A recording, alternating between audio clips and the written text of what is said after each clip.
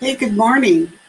Welcome to Coffee and Cosmos with Robin. It's Robin Fritz, and we're live in Seattle, Washington on a dark, dreary day, and I apologize for the glare here on the screen. But welcome. I am so thrilled to be here every week with you on Facebook Live at the Old Times Institute page. Today we're talking about who has a soul and why. And, this isn't a subject we talk about very much. We just act like we know it. We have a soul, right? And that seems to be the answer to life. But it actually has, mystified people for centuries. And there seems to me to be a lot of confusion about the issues of souls. And I'm going to talk about it this afternoon on my radio show, but I just wanted to talk about it briefly here today and see what you think. Also, I am opening up for 2 quick readings for people. So if you have an intuitive question you'd like to ask me to look at for you and with you, I'd be delighted to do that. Just type in your question, and I'll take the first 2 people who type in a question.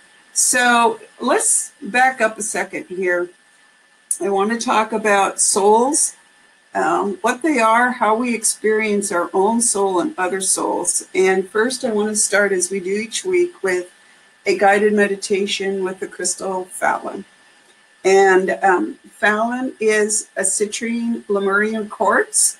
So he is a power healer, an ancient truth bringer. And you can really feel his energy, even across the airwaves like we do every week, depending on how your intuition works most strongly. So you may see pictures, feel feelings, hear him chatting with you, or just know that you're connected with him. So as we take these moments to be together today as a community to just relax and chat about issues that are important to our own spiritual growth, I want you to think about your soul and the souls of other beings around you, and just allow the energy here to, hi, thanks for joining me, to just flood you and fill you up with good positive energy, clear out those blocks for today, and just be here together.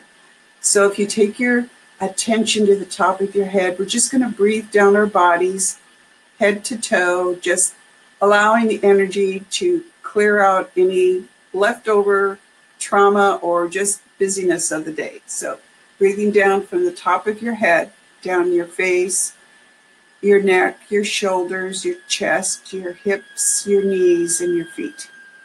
Top of your head to the bottom of your feet. And even if you just take a deep breath and just breathe it down, just feel that clearing. And think about your soul and what it means to you, and what a soul actually is, which is always a good question. And now imagine that Fallon is a gold light at your feet. Citrine is the stone of abundance, a faint yellow cast, clear quartz here. And as it rotates outside your body, moves up from your feet to the top of your head, imagine this flood of healing, positive energy just moving into you and making you feel better today. So moving up from your feet, past your knees, your hips, your chest, your shoulders, your neck, your throat chakra, your forehead, your third eye, and your crown chakra, the top of your head, which opens you up to intuition and experiencing your spiritual realities. So once again, let's back up into this subject. I'm really curious about what you think about what souls are, and we are going to continue this conversation this afternoon on my radio show at ohmtimes.com radio, the practical, intuitive, mind, body, spirit for the real world. 2 o'clock Pacific time, 5 Eastern, so tune in and, let me know what you think and how you're thinking and why. And really, the issue of souls came up for me early in my practice, long before I opened my doors as a professional, intuitive, and spiritual consultant. And that is because I was chatting with things that weren't human and having fascinating conversations with rainstorms, with volcanoes, with hurricanes, with animals, with trees, with my home, with my business, with other people's businesses. In fact, I do corporate consulting to help businesses understand the soul nature of their business and how that affects their sales, for example. So I was always aware that things had souls. The question is, we use that word.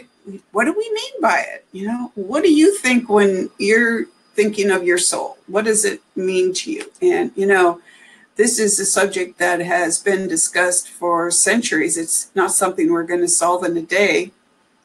But I think it's important for how we relate to ourselves, you know, in terms of self-love, but also to other beings in the world, whether there are human and animal family members or the people next door or the other people in our country or the countries around the world.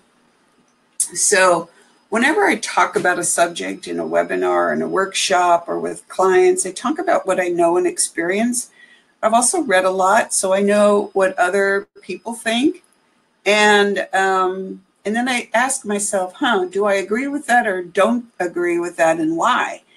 And I think that's what we all do to a certain extent, but of course we are very busy in our daily lives. So what do you think a soul is, and what's the difference in between human souls and other souls, or is there a difference? So here's what I think. I have lived in a new relationship with animals for over 20 years and looking at them as not just my pets, but as animal family members. And it never once occurred to me that they didn't have souls. I just really didn't think about souls too much until I started seeing how they acted and what they were up to and started talking with them about their jobs. And so here's the thing. What I think and what I experience is, you know, we can relate to it in computer terms, right? So our bodies are the hardware. They're the computer frame. And souls are the operating system. They're the thing that keeps us going beyond the body. And I know in my work as a medium, when I talk to the dead, they're very aware, they're usually aware of their previous lifetime, the one that they just left. But they also remember other lifetimes and other experiences that they've had. And they are very discrete things. So what translates between the living and the dead? You know, what else could it be but what we call a soul? I mean, it's their consciousness, right? We could call it their subconscious, but that consciousness extends into the afterlife. But it isn't just limited to humans. And this is a question, you know, I'd be really curious to see what your thoughts are, because you hear people talk about animals and they say animals have group souls. And I'm like, okay, what's that mean? And they mean that animals can't have individual souls. So they're part of a group soul, and that soul is not as sophisticated or as advanced as a human soul. Well, I personally find that very insulting to the animals I know who are extremely advanced. The animals who live with me are reincarnations of their previous animals' lives with me. But I also remember many lifetimes with them where we switched off being human or animal or whatever. But here's the other thing. What's the role of that soul? And what I've come to conclude in my practice, and I do personal and business intuitive consulting, I do mediumship and animal communication, I clear spaces.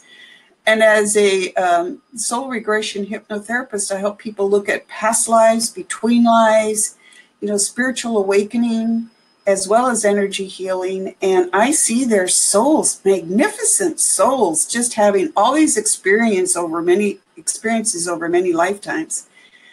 And I know how beautiful souls are and how amazing they are. And what I know for sure is that regardless of what our religious or cultural traditions, regardless of human dogma, what we think, Souls do whatever they need to do to get the job done. And they choose the body that they need to get the job done in. So here's one example from my personal life. And that is my first Cavalier King Charles Spaniel, Murphy, was born in 1998. And somewhere around 2004, 2005, after we'd been living together, dealing with chronic illnesses that we both had, solving those illnesses, I discovered that one of her soul jobs was, are you ready for it? I was like stunned, to usher dragons back into the world. Dragons, they're real. And I was like, what? Explain that to me. So here's the thing. Humans have preconceptions. We have prejudices, and we seem to have those prejudices because we're in human bodies. Animals don't, as a rule. And dragons needed to come back into the world, but they needed the support of souls that didn't have these preconceptions. So that didn't have the subconscious bias. And that soul took a dog body in order to do her job. And so, oh my gosh, that's just amazing. And it's amazing what everybody's animals are up to. Some of them have these really big cosmic jobs. Others are here to play with us and be with us. Others are just wanting to experience what it's like to be that animal. And I think that it's remarkable that we can share today and have a conversation about what a soul is and what it does and how it lives and works in different bodies. I have talked to oil slicks that knew exactly what they were there to do, and oil slicks that didn't actually get to do what they were planning to do. Why? Because there was a spill and they were lost. I'm going to talk about some of these stories in more depth in my radio show this afternoon. But I just wanted to get you thinking about souls and what that means in our own spiritual development and our own feelings about our own self-worth, our self-confidence, and our self-respect for ourselves, for fellow humans, and for all life out there. If we look at all life, every being as being alive, as being conscious, as having a soul, having a job to do, a responsibility to do that job, and a choice about whether they do that job. And of course, opinions. Everything I've talked with has opinions. Imagine how amazing the world would be if we just opened up our arms and said, hey, soul in that tree body, what have you got to tell me about the world? How can we work together to really give the best that we can to the world and to each other? And how much better can everything be? Because we look at each other as souls having experiences in a particular body, not as souls having an experience that's more or less better than humans. Hi, Victoria. So I am willing to take a few questions today if you want some intuitive insight into an issue or a situation, or if you'd like to chime in on what you think about souls for yourself or for the world. I mean, the world has a soul, right? And so I just find the subject fascinating and really a way for us to be who we are, the best that we can be, and really create a more dynamic and a more integrated world. I didn't know about that for a long time. Thank you for joining us today. And also, I'm going to put you on the spot. Have you thought about souls as in other bodies, and what does that mean to you? And how does it help us really decide how to live in the world? I was chatting with some friends the other day, and I said, is there a time of day where you just feel really connected and really satisfied and really like you're really right there mind, body, and spirit all connected and all just enjoying being here, having an experience. And we all talked about the different times of day when we were connected. And one of mine was waking up in the middle of the night about 4 o'clock, not being able to go back to sleep. And so sitting up in bed with my dog and my cat and reading for 15 minutes or so till I got sleepy again. And knowing that we were a complete family, and knowing that this was a time they enjoyed too, just to snuggle and to be warm, especially in the middle of winter. But then every single day, the moon shining on the ocean outside where I live here in Seattle, the moments of connection with a stranger where you share a smile over a joke that you share on the street. All of those are moments of our souls connecting with each other and more deeply to ourselves. And the biggest issue I see out there in the world is that we don't really think of ourselves as souls. And we don't have time. I know we're really busy, but think about it. So today I'd like to move on from that subject and bring up the crystal of the week. And for the crystal of the week, I chose Aquamarine.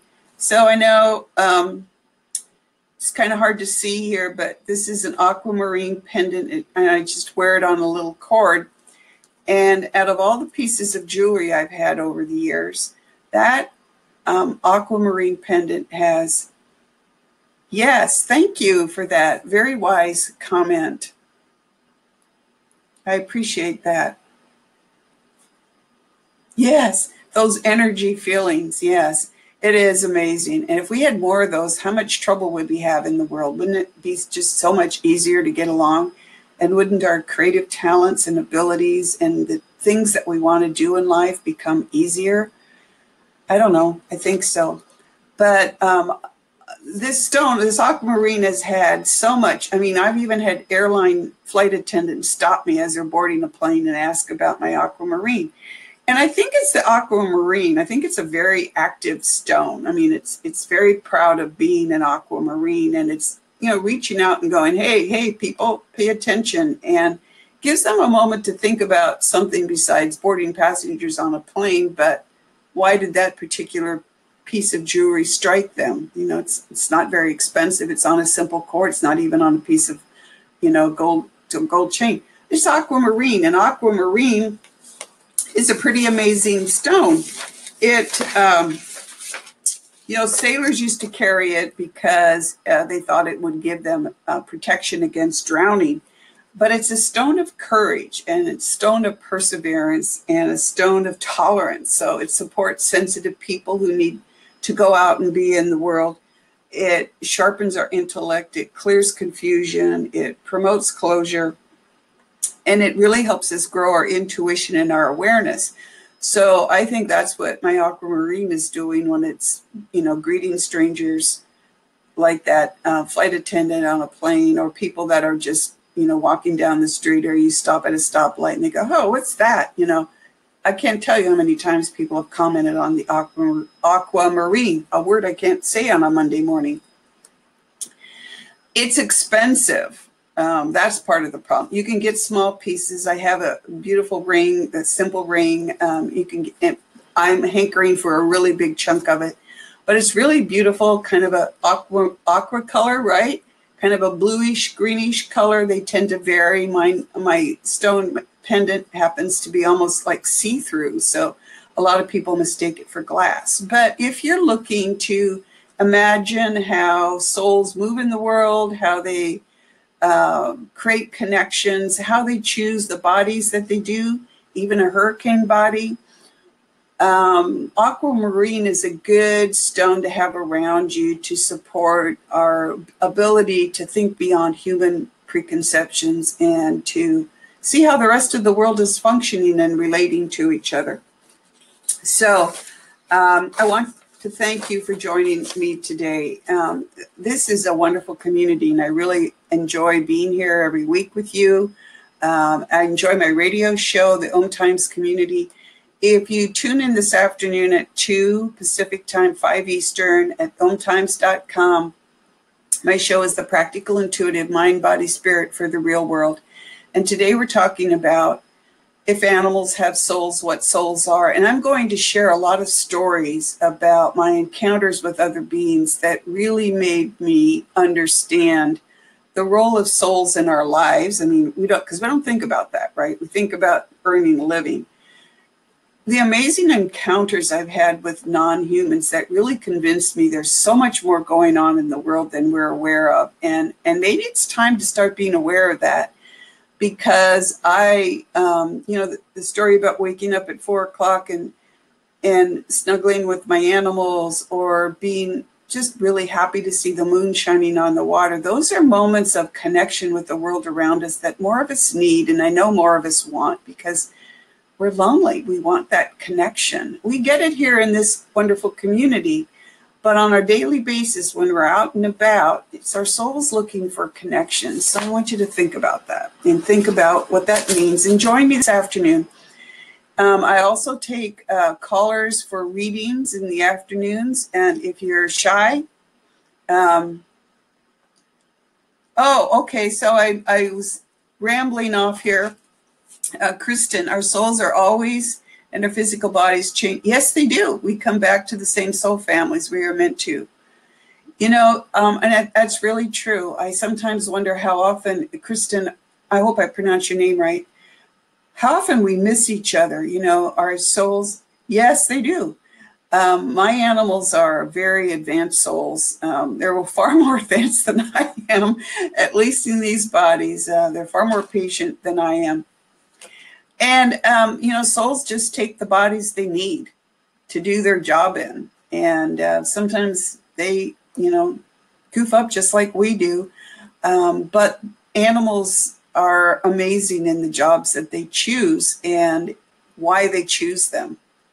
And I remember asking Murphy, oh my gosh, you work with dragons? Like, oh my gosh, and asked her, why did you pick an animal body? And we wanted to be together again. We'd been together in previous lifetimes. We'd been together earlier in my life. Yes, Kristen, that is so awesome. Yes, they can be, she wanted to be with me, and she chose an animal body to come back in. My car that started talking to me before I bought it back in 2004, Kristen, you'll appreciate this, was a guardian in previous lifetimes, like the captain of my guard. And I said, well, why did you come back as a car? Like, what were you thinking? And he was very humbling. He said, well, you're working with a lot of non-humans now, so I wanted them to, be able to relate to you. And he said, and besides that, and this is a male soul, you were not going to take advice from a man in this lifetime. So, Kristen, glad your dog is a protector. And I know that you are a lot more open to that than I was at that time, but it was very funny. That is so amazing. Thanks for sharing that story. Somebody asked for a quick reading, and I missed it here. I'm learning to scroll through these things. And I appreciate your all being here and sharing with your thoughts. And we do often come back to the same soul families. And sometimes those soul families split up. And I talk about that in my upcoming book on, what happens when we die, and working with my dad, who says that the afterlife is a party, right? And boy, it has to be, right? Because of all the fun things that we hear people doing. So again, I want to thank you for joining me today. Hi, Angela. Well, you're new here. I'm glad you're here. We're here every Monday at 11 a.m. Pacific time. Why, Sheila? Why cats are attracted to my house? I am allergic to cats. Who knows, right? Oh, okay, Sheila, they like your energy. Right, that is awesome. Cats are...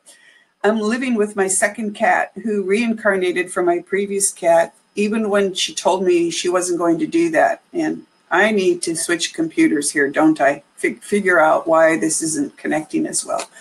But Sheila, they are really attracted to your energy. Your energy is light and accepting and curious and playful. And they like that. So go ahead and tell them that you're interested in them, but you can't get near them physically because you're allergic to them. And let me know next week. Tune in and let us know how that works with you and with the cats that are hanging around. So Angela, we need every week here to talk about a subject of the week. I am open to whatever subjects people want to talk about, mind, body, and spirit. And it's a prelude to my afternoon show, The Practical Intuitive Mind, Body, Spirit for the Real World. And I'm also here to talk about upcoming webinars. And next week on February 5th at 5 Pacific time, we're going to have a show ahead of, Valentine's Day is coming up. And I have to say, I've always disliked Valentine's Day, all the commercialism. But the biggest thing that we all need to do in thinking about love is loving ourselves. So next Monday at 5 Pacific time, I'm doing a webinar on crystals for self-love. And we're Kim Valines of Earth, Light, Rocks, and Gems, who's my radio show sponsor, but also a person I bought crystals from for years here in Washington State. She has a wonderful little shop, and she inherited the business from her dad, who had she still has tons of old crystals that you can't find other places. So Kim is very knowledgeable. She's going to talk about the different crystals for self-love.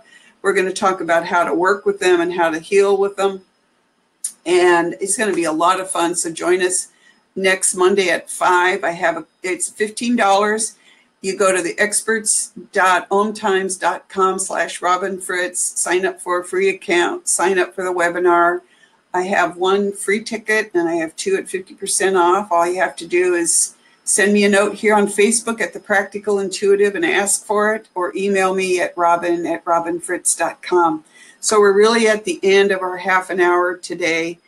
I want to thank you for joining me. I want to remind you about the show this afternoon. If you're shy, email me at robin@robinfritz.com and ask the question you want me to cover on a show, or here on Facebook Live, or call in this afternoon for a quick reading, or to share your thoughts about what you think souls are. Kristen, I really appreciate what you're... Yes, Kristen, that is so funny. If people could see what is walking right next to them, they probably wouldn't know what to do. That is so true. That is so true. There are amazing, amazing beings out there wondering why we're not smart enough, literally smart enough to just notice them. And I'll talk about that too in future episodes. But for today, I want to close this down. I want to thank you for being here. If you like these broadcasts, please like the Om Times Institute page, Om Times Magazine page, and of course my personal business page, The Practical Intuitive Robin M. Fritz. I welcome friend requests. And now we're going to close down our crown chakras connected here with Fallon during this half hour, and get us grounded back into our bodies for the rest of the day. Put your hands on your heart, breathe into the palms of your hands, blow into your palms. Just imagine that breath as being energy. Release it out to the world, let it go wherever it goes. Energy is sentient. Put your palms back on your hands. Take a deep breath. This is grounding yourself back into your body. Breathe into your palms and then down across your palms on your heart again. Getting you grounded and balanced for today. Thanks for being here. I'm going to figure out the computer issues. Thanks for joining. I appreciate your being here. Appreciate your comments. See you next week. See you this afternoon at my show. And please sign up for the webinar on February 5th. We're going to learn about self-healing with crystals. Take care.